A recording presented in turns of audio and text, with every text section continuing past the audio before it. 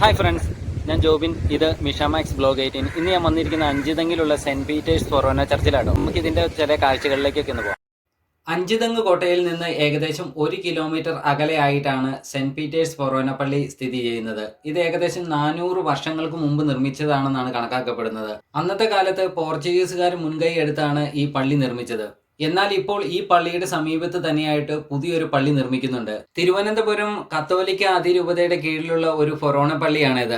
തിരുവനന്തപുരത്ത് വടക്ക് പടിഞ്ഞാറ് ഭാഗത്തായി കടലിനും കിഴക്ക് കായൽ ഭാഗത്തിനും ഇടയിലുള്ള ഒരു മൺതിട്ടയാണ് ശരിക്കും അഞ്ചുതെങ്ങ് എന്ന് പറയുന്ന സ്ഥലം. അവിടെയാണ് ഈ പള്ളി നിലകൊള്ളുന്നത്.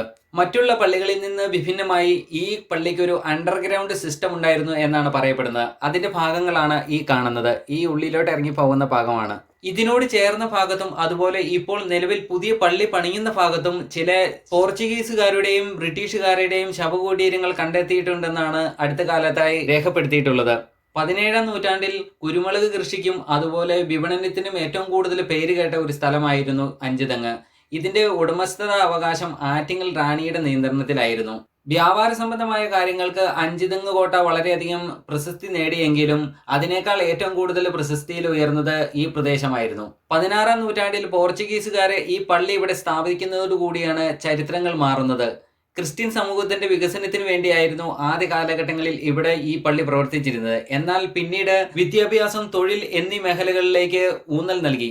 അന്നത്തെ കാലത്ത് നിർമ്മിക്കപ്പെട്ടതിൽ ഏറ്റവും പ്രധാനപ്പെട്ടതായി ഈ പള്ളിയെ കണക്കാക്കുന്നതിന് കാരണം ഇതിന്റെ ഉള്ളിലുള്ള വർക്കുകളാണ്. കൂടാതെ 3 ബാൽക്കണികളുള്ള ഏക പള്ളിയായിരുന്നു ഇത്. കൂടാതെ വശങ്ങളിലേക്ക് തുറക്കുന്ന ആനവാതിലിന് പകരം മുകളിലേക്ക് ഉയർത്തുന്ന തരത്തിലുള്ള ആനവാതിലായിരുന്നു ഇതിന് സജ്ജീകരിച്ചിരുന്നത്. ഇപ്പോഴും ആ പഴയ രീതിയിൽ തന്നെയാണ് ആ വാതിലുകൾ നിലകൊള്ളുന്നത്.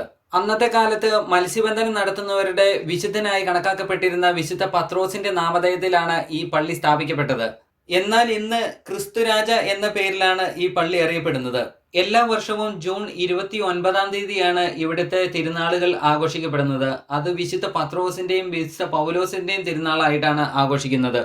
ആദ്യകാലത്ത് ഇത് നെയ്യാറ്റിൻകര രൂപതയുടെ കീഴിലായിരുന്നു എന്നാണ് പറയപ്പെടുന്നത്. തുടർന്ന് 2004 ജൂൺ 17-ന് ജോൺ പോൾ രണ്ടാമൻ മാർപ്പാപ്പ തിരുവനന്തപുരത്തെ ഒരു അതിരൂപതയുടെ പദവിയിലേക്ക് ഉയർത്തി. പഴയ പള്ളി സ്ഥാപിക്കപ്പെട്ട അതേ സമയത്ത് തന്നെ നിർമ്മിക്കപ്പെട്ട ഒരു മണിമാളികയാണ് കേട്ടോ നമ്മൾ ഈ കണ്ടത്. അതുപോലെ ഈ കാണുന്നത് ക്രിസ്തുരാജിന്റെ ഒരു ചെറിയ കപ്പേലയാണ്.